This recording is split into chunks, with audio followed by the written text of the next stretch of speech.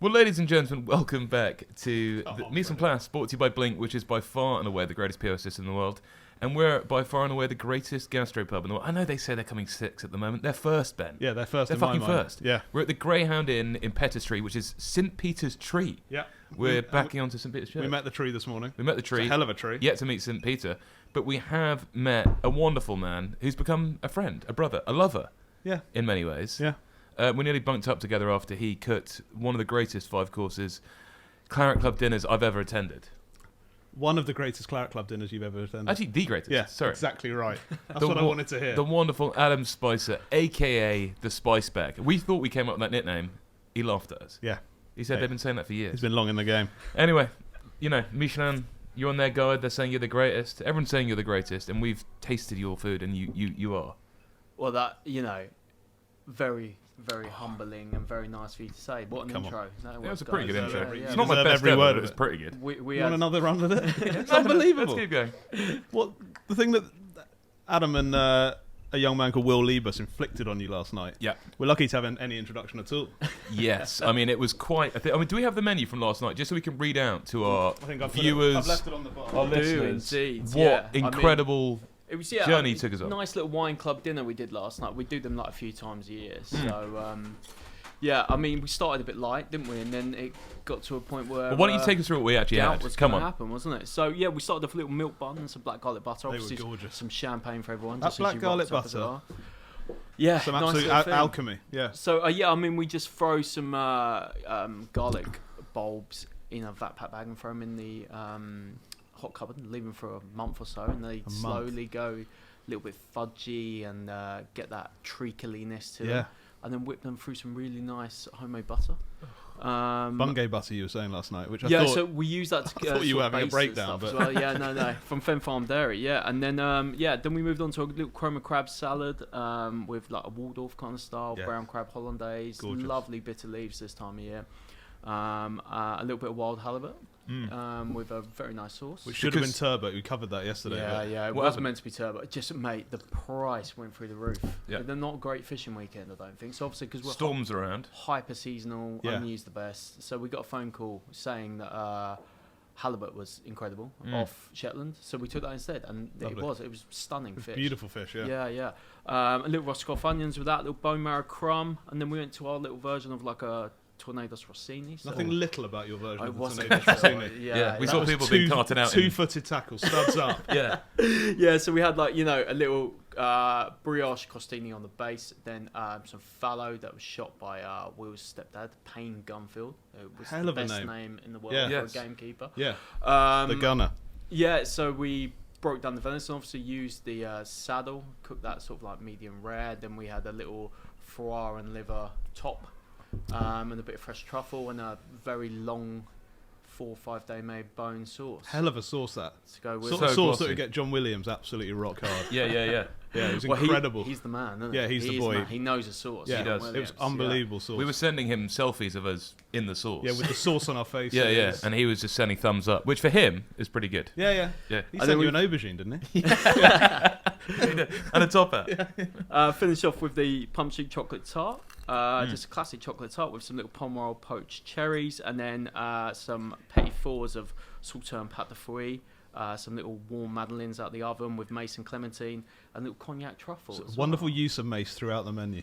It was, wasn't it? Because with mace and the cabbage as well. Big fan of mace. Well, Ben nearly cried on that when he noticed the mace and the cabbage. I cried because I hadn't spotted it, and Rosie, Freddie's partner, who joined us last night. Great old English taste, isn't it? It isn't used as much, but it's beautiful. It's lovely. Yeah, big fan. But you were saying the menu last night, whilst outrageous, is not kind of what you normally have. It was a little. If you were to come I would here. say a little bit. Yeah, I mean, we don't use truffle. No, that often. We had some amazing ones get knocked at our door, so we're obviously going to take them. But normally we are a hyper-seasonal, weekly changing menu.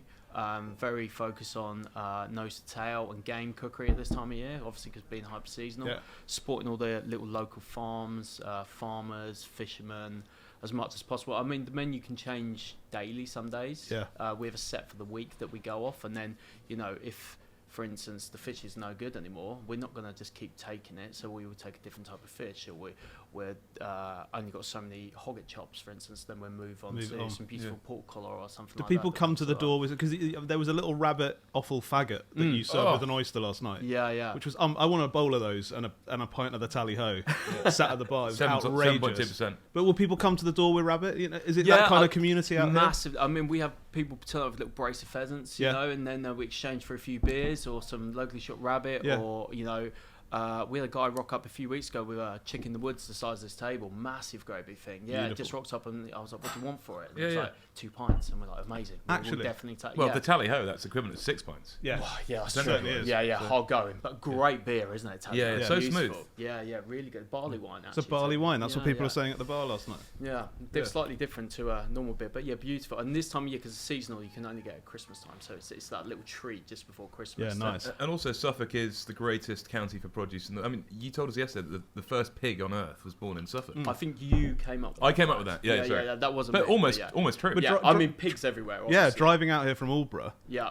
27-minute drive. I think the 24 of them. There were pigs alongside us. That's what you first said. The Glastonbury of pigs. It was the Glastonbury of pigs. Yeah, pigs, amazing. Poultry. We're so lucky because we've got a coastline. So then, you know, great fish, wild bass, dovers, oysters, mussels. You know, all coming on off there as well. Yeah. And then you've got all these beautiful little small holdings of Maple Farm, Fellows, 5 rods that are literally like small, independent, organic, no dig. 5 members of staff, hand-picked, hand-harvested, rock up to your door, you can't get fresher. And, you know, it's not been put there because the carrot is perfectly straight, it's wonky, and it's got flavour, and it's got dirt still on it when it arrives. And, when you've got produce like that on your door, you don't need to muck around with it too you just much. got to not fuck it up, basically. Yeah, exactly, 100%. So what is the normal offering? Obviously, weekend for a very special evening. But I've seen your other menu. It looks equally as fucking delicious. Yeah, I mean, so this is this week's, for instance. We've got this one here. Let me just grab one for you. So what we got? So like wild rabbit faggots with peas pudding. They're on. Yeah, there's a little snack. Yeah, the oysters with pickled quince. We've got some wild mallard croquettes with a little blood orange marmalade. Some Campsie copper just from down the road because obviously Pig Central. We've got snail toast on this week with black garlic again because we obviously made a load of black garlic. So little tarragon and mustard salad on. Veal sweetbread is my ultimate. I love a sweetbread, especially a veal sweetbread. So we've got that on with celeriac in like a couple of ways, just a real caramelised puree and a little remoulade. Lots of whole grain mustard to keep it a bit punchy to go through it. Leeks vinaigrette with quail's eggs from Malamute Farm. She only supplies us with quails and quail's eggs. Yes, she does. Really? And incredible little quails, brown shrimp with puntarella, you know, country terrine, medlar mustards, all hyper-seasonal stuff. And then my favourite dish this week on the mains is the ox tongue with wet polenta, pickled onions. Pickled onions, crucial to cut through, right? Cut through, yeah. And then just for the heads out there, how are you doing that ox tongue? So it's talk them through it. 16 hours in the oven. Yeah. In a lot of bone sauce, a lot of red wine. And like I was saying to you last night, it's takes on a bit like fish and chips. You know, when you put the batter on a fish, and because it's got the skin on the tongue, it steams itself with all that flavour. We peel that down, trim it up, and then you get this beautiful gelatinous wobbly piece of meat. And then wet polenta with so much butter that it says no more. So we buy a cheese called Welsh Alpine that if you just leave uncovered in the fridge for a day, it goes like an English parmesan that you can grate through, like lovely. Loads of sage leaves, a little bone sauce that we make, and like you said, the pickled onions are key because it's all quite heavy, and then those little pops of pickled onions just cut through it. Imagine being sat on the tube listening to that. You know, you got a sort of Pret lunch ahead of you. Yeah. You got the spice bag banging on. Well, I'd say go to Liverpool Street and get the train up to is it called Saxashton? What's it called? Saxmundham. Saxmundham. Yeah. And you get picked up by the. Oh, it's Melton. We picked you up from Melton. No, I know, but like, isn't? Sorry. Well, I don't fucking know which one's closer. Anyway. And then we meet you with a Negroni. Negroni. You met us with Negroni, and then we went to beautiful butchers. The thing is, I don't want to promise that to every listener. No. You'll have a queue of sort of 400,000 people at Melton railway station. But I mean, you know, obviously you're in the middle of the countryside here, but Ed Sheeran's a big fan, isn't he? He's a local. He is, yeah. I mean, he does pop in quite a lot, yeah. I mean, and just lovely, beautiful man. Obviously ginger, so that's what it is. He's supporting the ginger community. He's a beautiful We man. look after each other. He lives nowhere. He commutes from America to come and have lunch here. Does he ever have a tally-ho or not? He did have a tally. Really? Yeah. Must have knocked him out. He was a little bit wobbly. Yeah. I mean, it's good for it's it. a strong old beer. Yeah. It is. Yeah. Anything over a pint, and you're in danger. You are in danger. I'd like to see the big man take one down, actually. Maybe next time. You never know. You never Try know. and organise a concert or something, I don't know. Well, because saying concert, Will, who's the owner here, obviously ex-advertising. I mean, he achieves everything in advertising. He's achieved everything in the sports world. He's achieved everything in music. Yeah. And then he said, I'll chance my arm at pubs. Let's try a pub. Exactly. The guy's a genius. That's what happened. You know, him and Cassie were on the search for a little pub in Suffolk. Yeah. And then found this little gem. It didn't look anything like this. I mean, Cassie being an amazing interior designer. He's got the eye of, brought it back to its glory of, being a proper English pub. Yeah. And very cleverly, because it feels like it's been like this forever. Yeah, I mean, obviously it's a very old building. It's like over 400 years old. So it's, really old building. And then just brought that back to life. And then Will put an incredible back bar full of Amaros and, black velvets on. Yeah. And, incredible wine list supported by some beautiful wine supplies. And then we just do that hyper-seasonal menu that runs alongside it. That's the recipe for success. Hopefully. Someone was saying last night, when I say someone, it was Will in the car, that it's been here since the 14th century. It's the longest continuous running pub in the country, or something ridiculous like that. I think it's disputed because it wasn't always a pub. Listen, but it's the oldest building to now be a pub in Suffolk. But surely, even when it wasn't a pub, the monks they were using. They were brewing beer or something. Yeah, in so here. I mean, I can't confirm that because I wasn't around. There was naughtiness going on. There's been naughtiness going on here for over 500 years. We should say also, you've got a tiny kitchen. Like the food you're producing out there is unreal. It is. You've got a beautiful team. We're looking to extend 100%. It maybe next year, maybe not. You never know. Yeah, I mean the team's crucial. Everything. But you're butchering like 350 kg fellas. Yeah, I mean it gets tight. It does get tight, and they're very tight, especially when we've got more than 3 or 4 people on. Yeah. But quality over quantity. When you've got a sous chef that is the backbone of your kitchen, looks after you, which Ben is, it means that we can strive for bigger things. But how important is that sort of nose to tail stuff, and trying to use everything and. I think offal in freeways and stuff as well is really important. What I think you do, you've got the ethical value of offal, where if you're gonna kill a beast, really you should try and use every part of it as you can. It's the right thing to do. Obviously, financial wise, if you're buying a whole beast, you've got every part of that to use. Yeah. So you're paying X amount for a kilo for that whole animal, as opposed to paying just for the premium cuts as well. And then the third thing, offal tastes fucking great. Yeah. If you look after it properly and treat it well, I think a lot of people have had bad experiences with offal. Maybe their nan boiled it for 8 hours or whatever. But if you look after it and treat it well, it's some of the most flavoursome cuts. And if I see it on the menu, I will pick that over anything else. And we have a little email list at the moment actually of unusual game and offal that we've got 400 or 500 people on it that we just send this out to, and then they start dropping in, booking in, because we've got veal sweetbreads on, because we've got lamb kidneys on, or whatever down those lines, or we've got some different types of game have just appeared, or snipes coming or some woodcock, or whatever. And we only have a few because it's off a local gamekeeper that's got them or whatever, but so they just run them on the specials. But that's so cool. Get people bagsy them. Yeah, really. I know we're bouncing around a bit, but just thinking, you used to be a bit of a musician back in your past. Will's Ed Sheeran's official drummer. Is it right Will wrote the drums to Ed Sheeran's latest album? No, that's not true. Will was a very good drummer though. Yeah, sorry, I thought somebody said that. That's true. He make up the banger drums. He was the one who said I'm thinking banger. Yeah, he was. Yeah. Okay. Now, come on, you've had quite a weird and wonderful road to here, haven't you? Yeah, I suppose so. Yeah. A couple of years ago, you were in Cambridge University.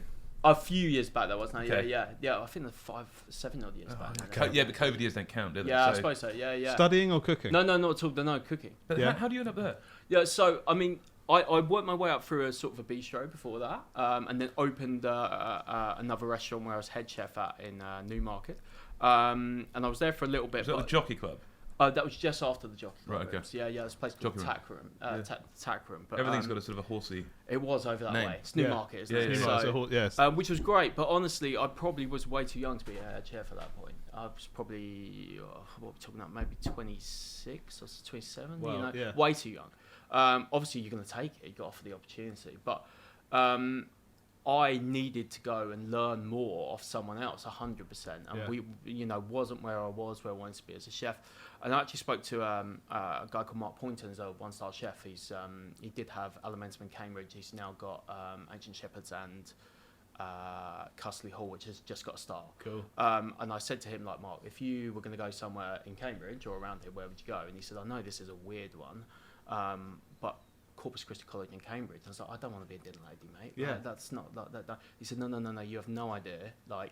the head chef there is a guy called Sebastian Mansfield. A man's a wizard. Like, he classically French food, brilliant at everything he does. Yeah. Go there, go see the kitchen, the facilities, the money. Like, the kitchen development was over £1 million. It had everything you could possibly imagine in that place. Wow. Yeah, from the kitchen to the servery upstairs, it was a huge amount of investment. You know, every piece of kit you could imagine, but more importantly, that piece of kit was Seb. Yeah. And I learned everything off him, from the basics of stock making to how to roll a tart case properly, like going back to the basics. And my sous chef Ben also came out of that kitchen. Really? And some rock stars came out of that kitchen. So you're cooking for the students? Yeah. Like they're dining room. So students, fellows, think of Harry Potter. Yeah. And that's what it is. Cooking for the cast of Potter. Huge, great big, you know, like everyone's in gowns, but you do high tables like 3 times a week, which is all for the fellows. Yeah. No budgets. Like turbot, man. truffle, whatever you want, you know, goes on the menus. They pay basically nothing for it. It's probably changed now slightly because how Seb run it was like a 1-star kitchen. Yeah, right, yeah. But like another chef out there, Brendan's come out of there, and he's a sous chef at Restaurant 22 in Cambridge, for instance. And now Seb runs Margaret's, which is the sister to Restaurant 22, it's 1-star in Cambridge. And there's an incredible kitchen. I should have studied harder. You should, yeah. You could have studied harder. Could have been having turbot for lunch. I mean, the food. Yeah, I mean, the food was incredible. Like, so you came out of there a changed chef. Oh, 100%. Yeah. And that's where I learned to cook. Really? Before that, I feel like I was jumping around, reading cookbooks, trying to learn as much as possible, doing stuff at home, but I never had that kind of mentor. So you hadn't been to college or anything? No.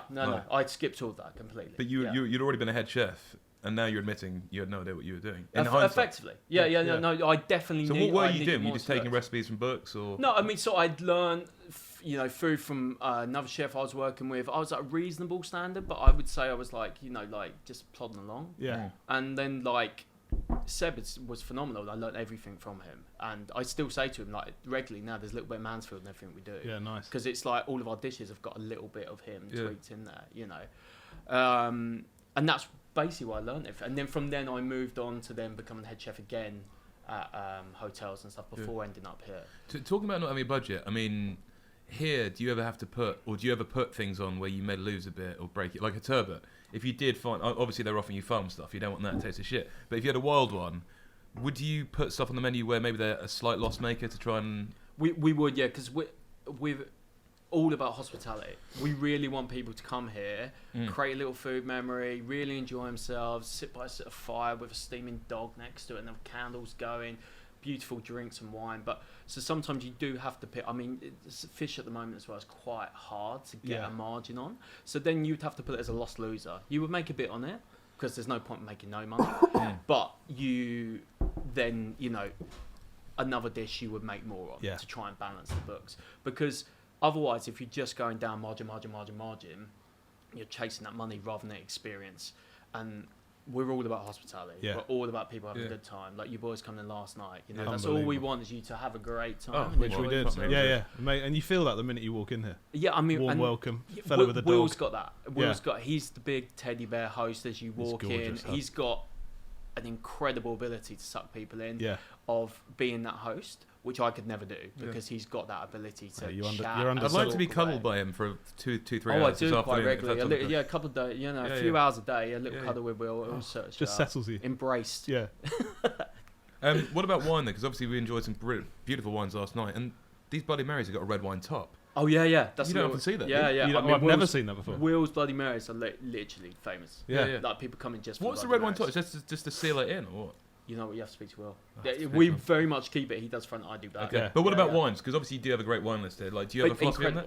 Incredible. I mean, that is all Will. Will sits there for hours and hours and goes through, you know, and selects individual bottles from usually small, organic or biodynamic producers, predominantly old world. We don't really have a lot of new world on. And then the incredible cellar list to go alongside it, where we have 1 or 2 bottles. Some little treats down there. Little treats. So what about the pricing? I remember Ben being blown away by how 10 cases in Covent Garden were doing their wines. Yeah, we don't. So we don't overprice. No. We make a set cash margin, and that's it. So because we want, again, I wish more places did we that. want people to enjoy the wine. Amen, so brother. rather than trying to put 70% on margin on it and selling the bottle for 500 quid. Yeah. it's pointless. You're not going to sell it, especially in Sleepy Suffolk. You know, we do get a lot of high rollers coming, and a lot of people from London coming down and stuff. But also, we want to sell wine because we want people to enjoy it. That's what it's there for. Wine's there for drinking, isn't it? 100%. It's a weird one because everyone we've sort of interviewed who's in a similar position to you, running, you know, one of the great places, would have tap danced their way through the doors of St John, maybe a bit of River Cafe, maybe a bit of somewhere else. Yeah. Or one of the big hotels. How have you got such an incredible... I mean, obviously this guy in Cambridge helped you out massively, but, like, you're the next Fergus Henderson. How has that happened? Is that through just... I mean, to put that name towards me is, like, a massive compliment. He's an idol of mine, an absolute hero. I mean, Legend. St John's cookbook, it was, like, one of the first books I bought and just absolutely adored it, you know, and flicking through it, and I absolutely love St John's. But, yeah, no, I mean, it's all about... I think constant research, constant driven by suppliers, trying weird and wonderful things, you know, just trying the best as possible on to make that ingredient sing. Yeah. And if you lose a passion for it, it's never going to happen. Someone told an anecdote last night that you visit Bordeaux every year. I to go and eat the weird and wonderful stuff. I mean, I love Bordeaux. And is that part? So travel must be a big part of going and experiencing. I mean, definitely. But then also going to other people's restaurants. Yeah. I mean, that's what a lot of people used to before Instagram came, wasn't it? You'd have to go to someone's restaurant and people would steal their menus, you know, and then stuff like that, and get inspiration from people around you. But we're also massively inspired by our suppliers and ingredients, you know, because they dictate our menu. We call them up and say what's good next week, and they let us know, you know. And we trust them to. But then you've got to have a little arsenal of stuff that when someone says I've got, like you said, snipe or whatever, you've got to know what you're going to do to it as well. Yeah, but fundamentally, like a game bird's very similar to any other game bird. Yeah, you know, right. A flatfish is the same as any other flatfish in saying you fillet it or whatever. You know, a rabbit, how you break that down is the same as you break down the fallow. Yeah, yeah. It's just a smaller version. They're all intertwined somewhere along that line. We should have seen Ben try to break down the meat last night. Oh, I think he did a great job. I did an all right me job. did a bad job. No, it was a good job. It was quite difficult to get the steaks dead on, wasn't it? We'd literally 30 seconds off a train. Yeah. Negroni and ham, straight in on the beef. What about cooking fish? Oven? Yeah, I mean, so like last night we baked it. I love baking fish. Yeah, I think it's like unless you're going to get the skin crispy, like then you need the pan. Yeah. So like beautiful wild bass off Suffolk coast comes in, that goes in the pan. But baking fish, it's so important. You know, it creates that lovely, beautiful environment where the crease on the middle, as long as you don't leave in there too long, will be perfect, and the outside would just be flaking away. And for those who need their minds blown, because I was blown. Well, I shouldn't say that. My mind was blown. You were, at least when you mentioned this in the car yesterday. But like say someone comes in, drops off a fallow. What is your brain doing? Like you're looking at it and you're going like, this is what I can do with it now. Well, yeah, it depends what we're trying to think of for that week. So if we're going to Wellington it, if we're going to braise just if I drank one in now, take the offal out of it and use that in what way we want to. I mean, like right now, like we had that dish on last night, so that was that one with a but then like we've got a sharing dish on, which is just the loin or the fillet, comes with a little faggot, comes with a little braise. We've got some beautiful onions with it. Some great little bitter leaves and mustard frills that come at the moment, little middle of mustard on the side to cut through it. I mean that sits alongside it at the moment with and pickled blackberries, because blackberries and venison is a great combination, isn't it? When did this all start? Like, were you a kid who was obsessed with? Were you in restaurants as a kid? What was going on? What's happened? I was obsessed with the Food Channel.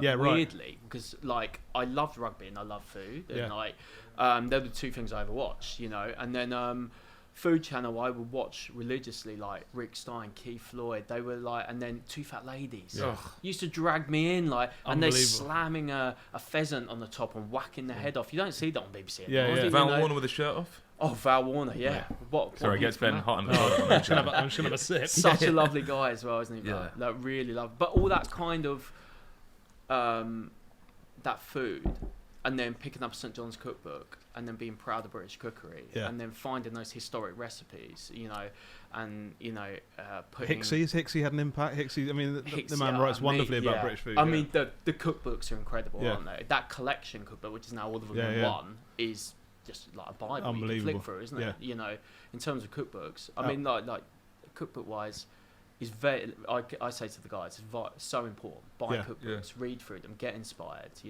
Have a big collection and start building up. Because it makes sense. You're obviously a la carte a lot of people we talk to like to throw in the odd surprise to keep the guest so they're happy. Do you do any little things? You know, obviously last night you did that wonderful oyster course, which wasn't on the menu. Yeah. Like that, and suddenly you're like, fuck me, we've got like another thing here. You know what I mean? We do sometimes. Is that harder to do a la carte, probably? Probably. Yeah, no, I mean, we drop little snacks to tables every day. Yeah. Our brioche anchovy lardo soldiers are really popular. So every now and again, if someone comes in, they're regular or whatever, we'll send them out. Or if we know they're like offal, like Willie Liebus, we will bung him some little offal faggots with some peas pudding. Well, let's talk about 2019 MasterChef, The Professionals.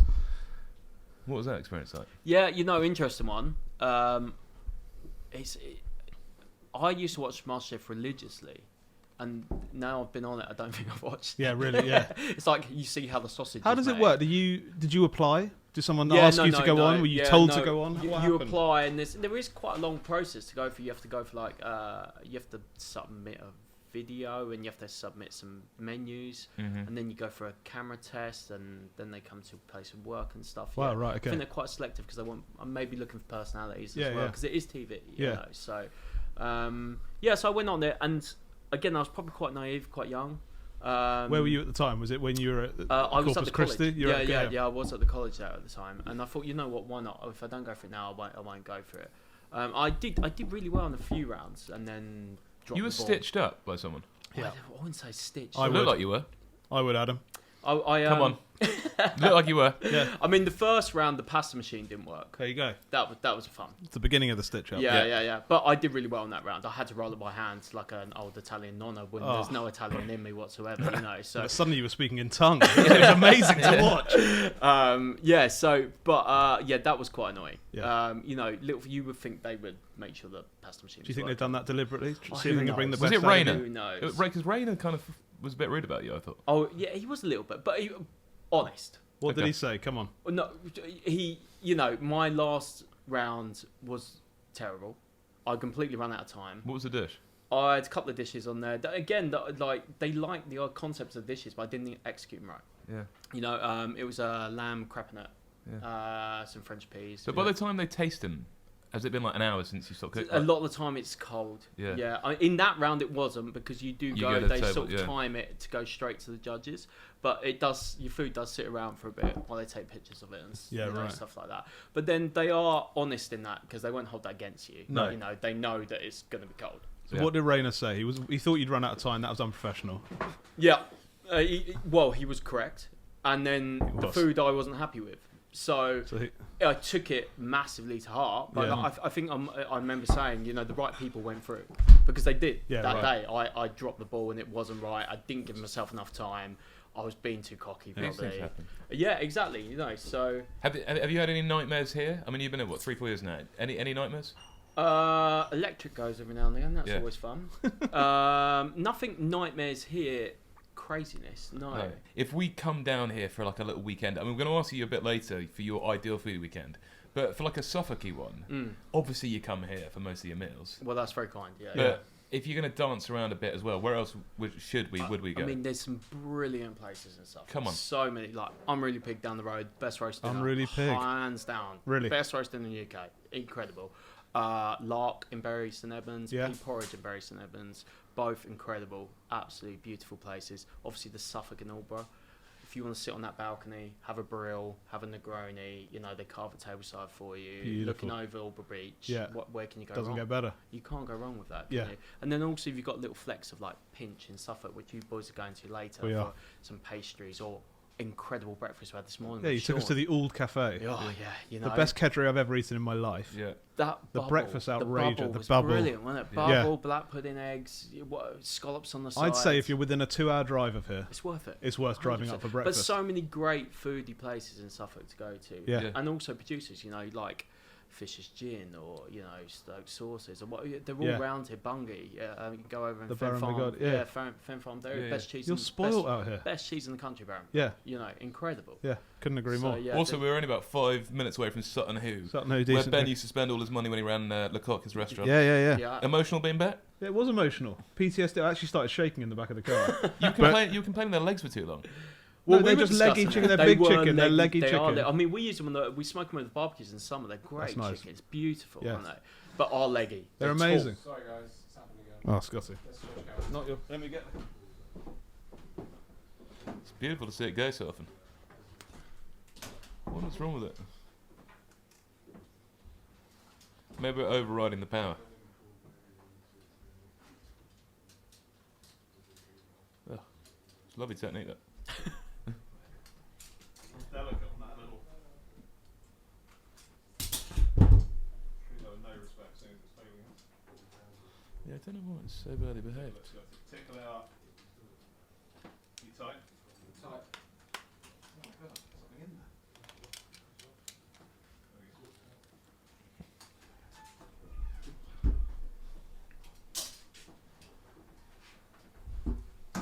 Oh my lord. Shins are gone. Shins are gone. Head's gone. You're good.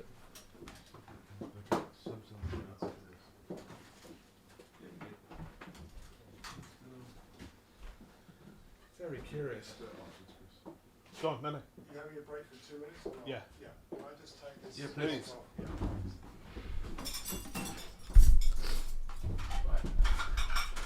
We've got 15 minutes, so the big man needs to be back in the kitchen. Yeah, it's alright. Quick guys, yeah. No, we're fine. We're fine.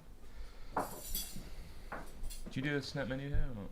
Like No. this? No. Okay. We're only Oh, the I other see. cart. Yeah, in the yeah. summer, you get snacks outside. Yeah, Not yes. snacks, but like different It's a plates. slightly different menu. We do the snacks, starters, and desserts out there. Yeah. But the main courses we tend to stick to the proper chickens gear, and stuff yeah. like that. Yeah, just because obviously the kitchen's a little box, so it's so hard to get. Yeah, yeah. We would double our covers and stuff. So Crazy. Well, you've got some incredible reviews. Sitwell's been down. Grace was meant to be coming down. well, apparently so. We're not 100%. No, we are. You can never We be are. sure. We are, Adam. We Yeah, are. you know, dude. You in the know. Well, She we're was friends on with her. here. You flooded your cellar. She'll be back. Yeah, She'll be no, back. and Sitwell was great to us. Like, Yeah. yeah. We were so happy with that review because that was quite early on as well. So yeah. Do you often feel? I mean, it must feel like the world is quite London-centric, isn't it? It must feel quite frustrating at times to be doing such a good job. Yeah. And yeah, the go-to food guys come out. Of course they do. We love make the you. effort. We go all over the Yeah. country, Freddie. But like, It is hard because obviously they're going to be London-based just because it makes sense. Yeah. You know, for the amount of restaurants that are there. But they do come out. They do. It's just harder in this little corner to get people out. But when they do, Who would be the we're dream? happy. Who do you love to have out? Oh, I Come don't and know. review you. I don't know. It'd be nice to show Raina what you're really made of. wouldn't yeah, it? it would be. Maybe we'll Yeah. wait and see. Come on, Jay. Yeah, Get yeah. out here. Revenge. When you head up to London, a couple of places you like to go and. Yeah, I mean, I was up there recently. Camille, amazing. Oh. Fuck, yeah, so good. You and Elliot see food in a very similar way, I'd say. Yeah, I think so. Yeah. Maybe that's why. Yeah, it was beautiful. We had a great time there. I love Quality Chop. Yeah. I love St John's. Yeah. We went to Josephine's recently. That was Proper. I mean, we had a big one. That was actually we were going to the Good Food Guide Awards and we went big in Josephine's beforehand and St Nice. John's, and then realised there was a free bar at the Oh, end. God. Yeah, Oh. so it was a big one. Yeah. Wow. I bet. Some sore heads the next day. That's what you want. Well, if you've got a sore head, we can help with that because today's show is brought to us, powered by Blink, who are, the UK heroes flipping the fucking POS world on its head. And why wouldn't they be? Because there are no contracts, No hidden no hidden charges. fees, no pet advice nonsense. Do you run a restaurant? Well, yes, you do. And maybe there's another one coming. Who knows? Maybe there's not. There is. Maybe I'm putting words in people's Freddie, mouths. there is. There is. Yeah. Okay.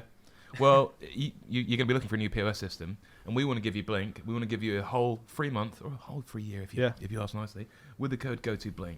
We'll have to look at it. It's It's worth having a look at. It's only £69 a month for We'd be unlimited silly not devices. to look You at would it, be. really, wouldn't we? Yeah, we 100% have to look at Blink. Come on. And Blink are at their best out of London. They He are. says that's where he can really make a difference. Yeah, There you yeah. go. Yeah. So Well, yeah, we'll put it on the radar. Let's put it on 100%. the Well, we radar, should say, Greg. talking about, new places, we always ask when we get into sort of a carousel of quickfires, if you could bring a new concept to the food scene, what would you be doing?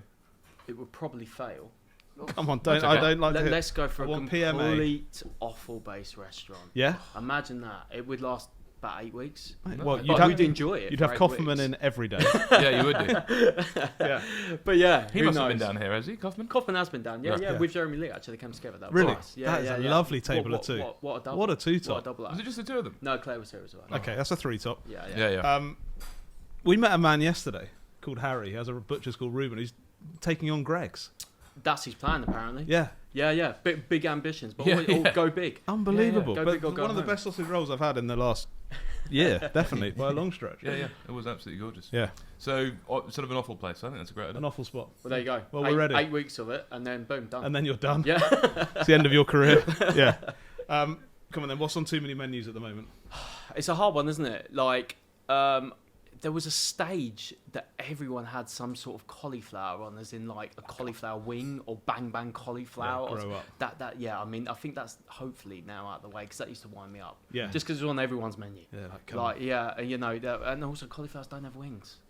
Not yet. You can't claim that. No. Yeah, that's not a thing. What are your thoughts on the Zempic Manjaro creeping into menus? Because, I mean, a lot of people last night were pointing their fingers at you, Yeah, being know. like, you've been on it. You're saying, no, I haven't. Leave me be. I'm working out 5 days a week on the treadmill, and I'm doing a bit of weights-based... Yeah, and he's off the booze. Yeah. Well, was off the booze. He No, was Christmas until time, last isn't it? night. So we'll get back on it now. But yeah, I mean, we haven't experienced really any of that. I think anyway, naturally over the last 2 or 3 years, portions have gone smaller. Yeah. The big long lunches of sitting there and eating, frog and pate, and then going and the gout setting in and 2 bottles of port are probably on their way out. We encourage it massively. I was going to say, I bet you see some good lunches here, though. Oh yeah, we do. We've had a few here, but I don't know. We haven't experienced it too much. Maybe it's more of a London-based thing. Yeah. But also, we don't mind if you pop in and have a couple of snacks, have a couple of beers, have a starter, and then leave. That's no problem. We just want you to come and have a good time. Yeah. And we've luckily had a really good year with awards, and actually financially with everything that's going on at the moment is foot on the head with pubs and restaurants is brutal. Well, is somewhere else coming then? Potentially. We've got nothing we love an 100%, so we can't exclusively give you anything. But me and Will are hell. always looking. Yeah. So you never know. I think next year we're going to see next something. Year we're gonna Maybe in try Bury St something. Edmunds, maybe in Cambridge, Freddie. Maybe London. Maybe in London. you never Maybe in know. London. Keep your eyes maybe peeled. in Edinburgh. Yeah. Oh, wow. Come on, maybe that's a Sydney. red herring. That's a red I herring. should say, Ben stumbled across last night by accident the answer to all sort of, putting to bed any problems you may have with gout, a hangover. Can you reveal it to the masses what it was? What was it? What we finished the meal with? Didn't you say? Oh, the Fernet. You woke up this morning. Mate, I saw sorry, him at 8 a.m. walking through the hotel, Yeah. so arrogantly. Mate, I was so Being like, chipper I've never this felt morning. That's better. why I did it, mate. I thought I was going to die last night. It's medicine. It's nectar of the gods, isn't it? It just cleared me out One beautifully. in there settles your stomach. Yeah. It's magical powers. Yeah. I mean, when me and Will sit and drink a whole bottle of it does have different powers. Yeah, yeah. Because it's 40%, I think, right? It's not like it's like medicine. It's got 30 herbs in it. It's brilliant. Isn't Does it? It's like those Swiss sweets you used to buy. Sorts you out. Yeah. Yeah, absolute dream.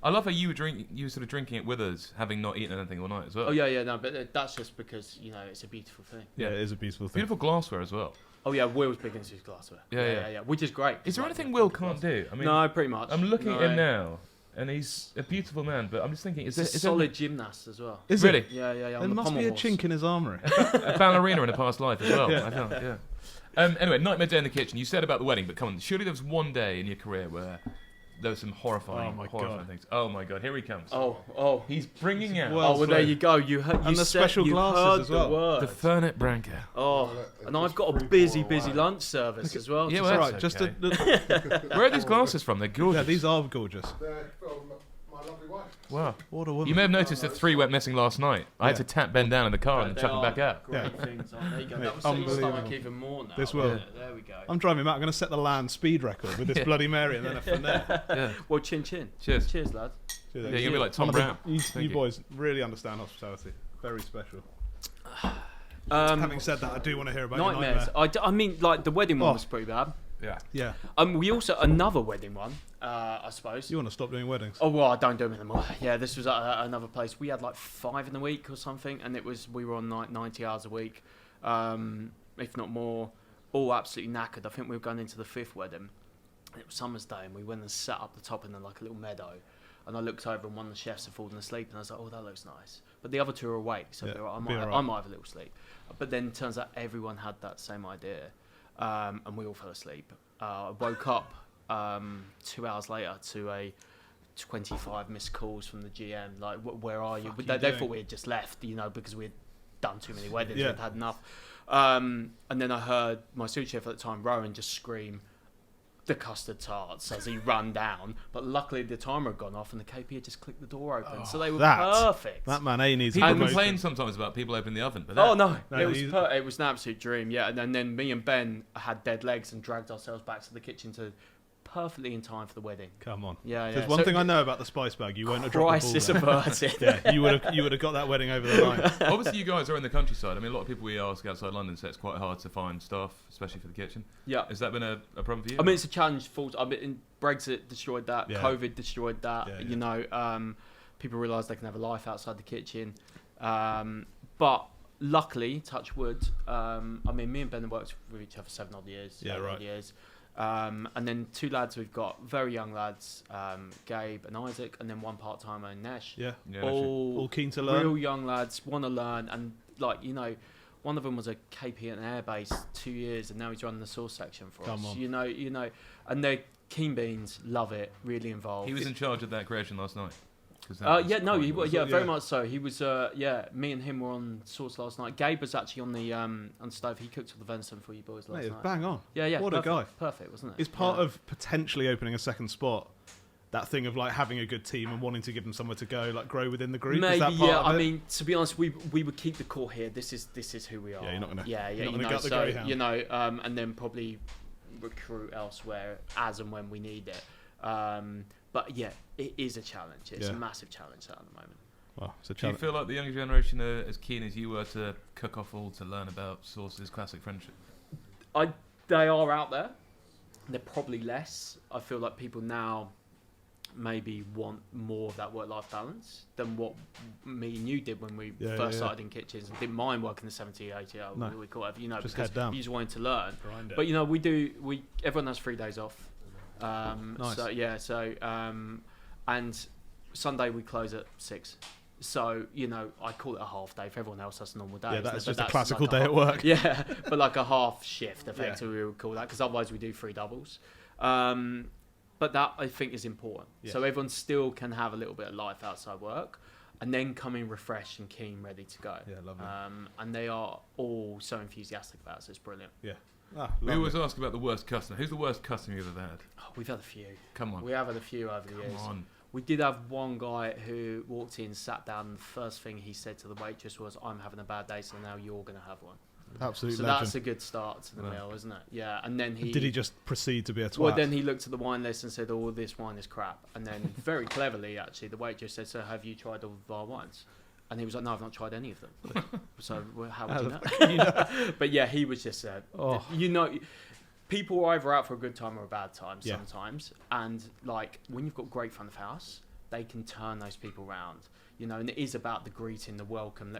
Get you a glass of champagne, relax, come in, sit by the fire. You know, and that does create that. But sometimes some people they've had an argument at home, they come and take it out. They want it. Yeah, exactly. Yeah.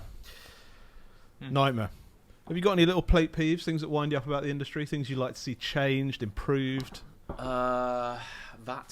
VAT, come on. I mean, come on, Rachel. Rachel. Heard that? Yeah. Listen, Rachel, if you're... Yeah, and then obviously the new announcements coming in. Oh, they're trying to fuck you. It's not good at the moment, is it? It's an industry that was hard anyway, where you would only making 10% half the time anyway. Now it's squeezed down to like 5%. How can you make that a viable business? And we've all got to pay our way, we're being told. So we're paying our way, and we're falling into line. But let's hope that something changes soon. There must be something on the horizon. I mean, I'm seeing closes weekly at the moment. Small places, family places that have been open for years, you know, and it's devastating because these places won't come back. No. And if there's small village pubs like us that close, and then someone gets planning permission, that becomes a house. That pub that's been there 400 years is never coming back. Yeah, suddenly it's someone's gaff. Yeah, it's gone. So we have to treasure, you know, a pub is an institution, it's a community asset, it's so important. These places have been there for hundreds of years, you know, and they service the community, and you know, in terms 100%. of people coming to the bar and having a beer and chatting away. We met a man in here last night, Robert, with his dog. Oh yeah, he said he'd been drinking here since the 1500s. It's unbelievable. He said he'd never missed a service. But you know, a pub is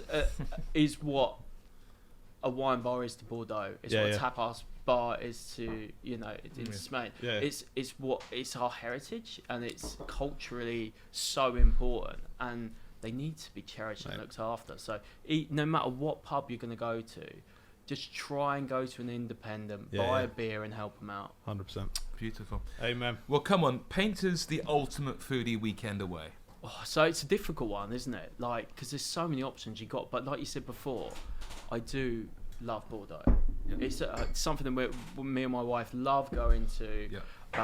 Flying from Stansted, you're there in under an hour nearly, or just over an hour it is. You know. Really? Yeah, it's nothing from Stansted into Bordeaux. It's like an hour and 15 maybe, something like beautiful. that. If you get the right time flight, you're in your Airbnb or hotel room by about 12 o'clock, drinking on the balcony.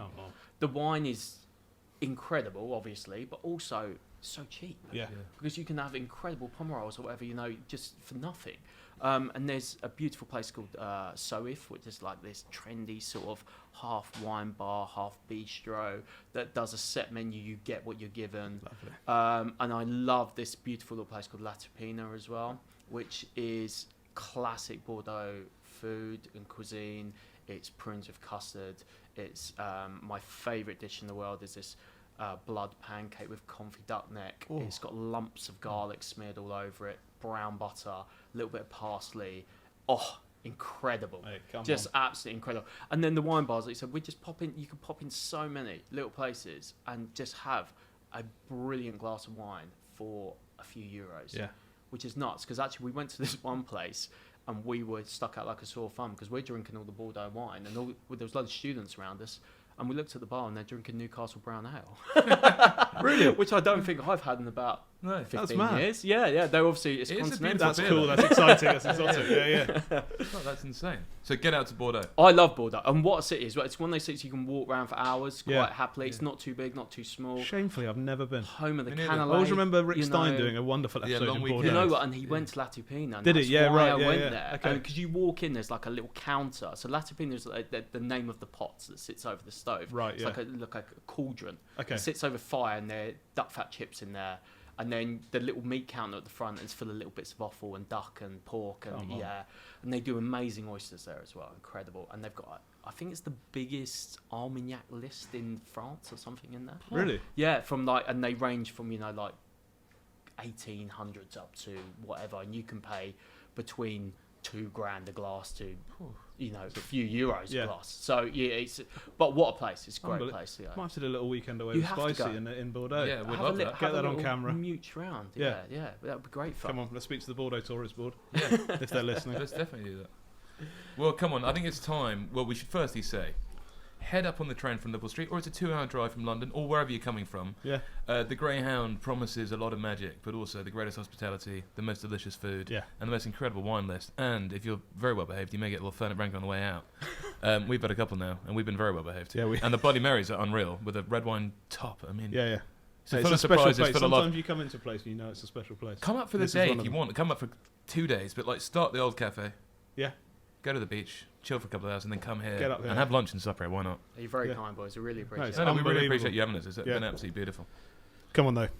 I want to get one in. I'll go to Hall of Fame, Freddie. Please do. We always ask our guests the one dish, the greatest thing they've ever eaten, which of course means the first thing that comes to mind.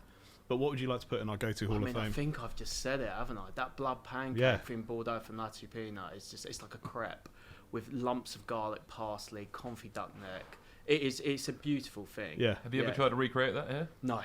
I haven't. And you know what? I could, but I think I'll... Leave it be. You want to have it as the thing you go. I enjoy it when I go there, maybe. Yeah. Do you ever put any dishes on sort of, like Marco would do the pig strotto out of Pierre Kaufman? Do you ever put on any things from other restaurants and go like Fergus's mince on toast? We did do a nod to St John's once, and we combined two of their great dishes of the bone marrow and the Welsh Rarebit, and we put them both together. So we Welsh Rarebit topped the bone marrow. You're an animal. And with a little parsley salad and some toast. And we obviously credited St John's as a double up on that, because that two of the best things to eat there. Amazing. You also killed a couple of locals, so it had to come off the menu.